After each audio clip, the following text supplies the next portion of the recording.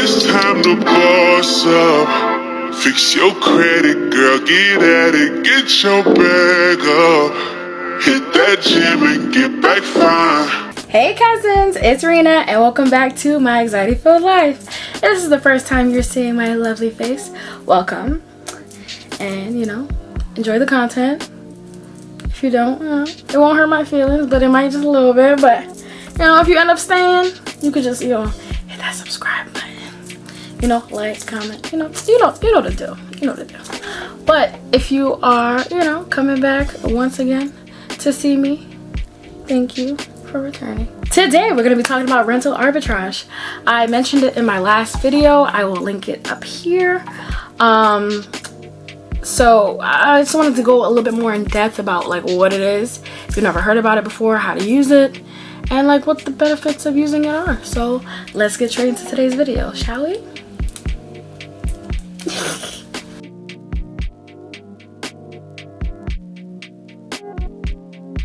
Rental arbitrage is basically an investment tool, and basically you get a property and you rent it out for more than it's worth. There are two types of ways you can do rental arbitrage, whether it's short term or long term. But you can buy a property and rent out, one of the units. Say you have a multifamily, you rent out the second unit for, more than what the mortgage is. You pay the mortgage, utilities, all that crap with the rental payment, and then whatever is left over becomes money in your pocket. So that becomes a stream of income. The second way to do it which is the most popular one that people are doing now for Airbnbs, is basically asking a landlord if you have permission to rent out one of their units. You become one of their tenants. A lot of people basically do a corporate lease so that they do it under their LLC. They're responsible for paying the rent and sometimes the utilities for that unit, and then they rent it out for more than what it's worth. So say, for example, someone has a rental unit that they're paying $1,500 to $100 a month for, but they're making $3,500 a month on Airbnb. They subtract the expenses, pay off some other stuff like fees and stuff like that, and then whatever's left over they pocket, and they don't live in the unit. You know what I'm saying? So that's what a lot of people do. So that's why I wanted to explain what rental arbitrage is. I want to be able to do that for my own property when I do get a multifamily. I'm hoping to get like a 3-family. 4 is kind of pushing it, but I do want to get a 3-family. Rent out the other 2 units. One I'd probably do a tenant, and then another one I'd probably do Airbnb. But I'm hoping that the Airbnb would cover most, or if not all, of my mortgage and more, and then use the other tenant to pay the rest and pocket the money, basically. So most people go the second route, which is through asking a landlord, because it definitely requires less capital and there's less risk. Obviously, if you get your own house, things break, you have to fix it. You have to tend to your short-term or long-term tenants. So, there's a lot more responsibility put on you.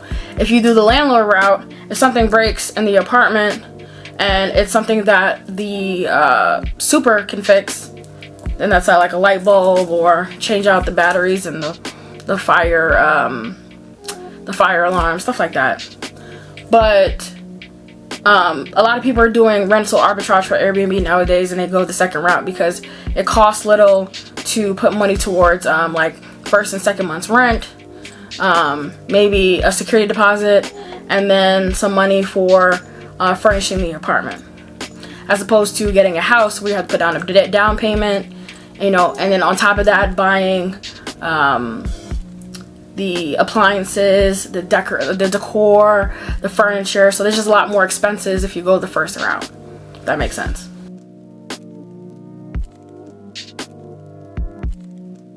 I would say the first benefit of rental arbitrage is that it requires low capital. Some people start off with $5,000, which I know sounds very insane, but it's possible. It depends on your landlord if they're asking for, first or second month's rent. If they're asking for security deposit, some just ask for first and second, so it depends. And then the rest of the money you can use towards furniture. And you're probably like, how do you get furniture for less than $3 grand? It's possible. I've seen people on YouTube do it. I've done the research myself of how to get furniture and appliances for really cheap on like Letgo. Well, it's not Letgo anymore. It's called OfferUp, Craigslist, Amazon, Facebook Marketplace. The best way is just to get secondhand stuff because you get it for way cheaper. But you can get new stuff, but it obviously is going to cost more.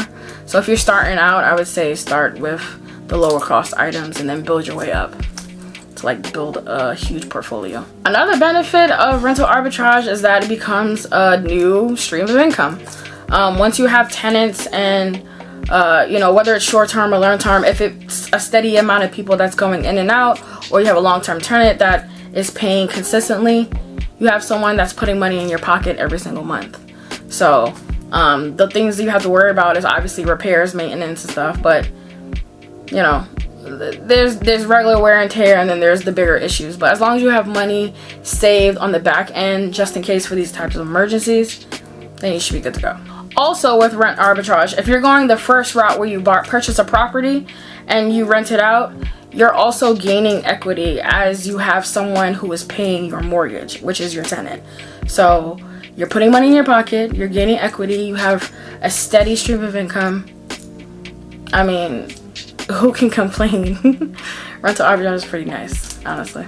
Lastly, I want to mention that with rental arbitrage, you can turn a profit pretty quickly, as long as you do it correctly. Because if you don't plan and, you know, vet out the right tenants, whether you're doing it through Airbnb or your own service and finding your own tenants, you have to be very careful. But you can turn a quick profit. Like I said, with low capital, you can make that money back within a few months and then start with a steady stream of income where you no longer have your debts to worry about. So there's that. All in all, I would say rental arbitrage is a great way to make passive income.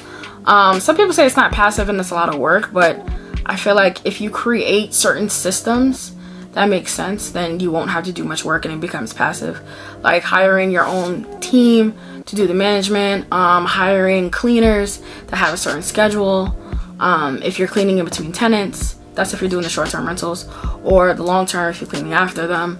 A good team that does repairs like plumbers, electricians, all that type of stuff. So if once you create those systems in place, like once you get used to it after like your first or second property, I think then it becomes passive. I don't think it's passive right off the bat. Obviously, it's a lot of work to, you know, get new furniture, get people in, find good tenants.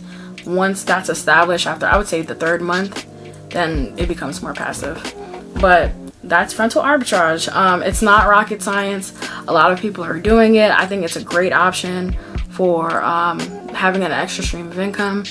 It's just a matter of doing your research on the right property, whether you're purchasing or if you're going to ask a landlord to rent out their property. But great options altogether. But that's all I have for this video. So if you like this video, please give it a like, a thumbs up, please. Comment, subscribe, all that good stuff. You already know what to do. Share to your friends, family, loved ones, whoever. But yes, this is something I'm definitely considering in the future. So if you are considering it too, or if you've never heard of it, or if you heard it before and you thought about it, let me know in the comments and I'll see you there. As per usual, spend wisely, be safe, and you're doing the best you can. So, you know, don't worry about it. I know things can be iffy, but you're doing the best you can, okay? So I will see you in the next video.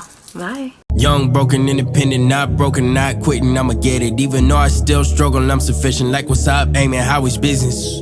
Believe me, it's finna happen. They call them detours, we call it passion. How many no's you receive? I just stopped counting. So why you still doing it?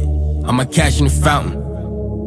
See this dream dance between my ear canal, lives inside my heart like a future child. Possess the wisdom in between my smile. The world gotta see me, it may take a while. That's okay, it's prepared for. Played a lot of shows I had to pay for. Define the crowd, me, myself, and I, and the DJ and my homeboys. Good things take some time, I'm like, ooh yeah. Patience is a virtue when I'm moving.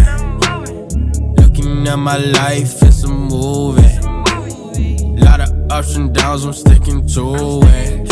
I got the sauce, I got the drip, I make the play. assist. Impossible, it exists. The slow grind made a better trip.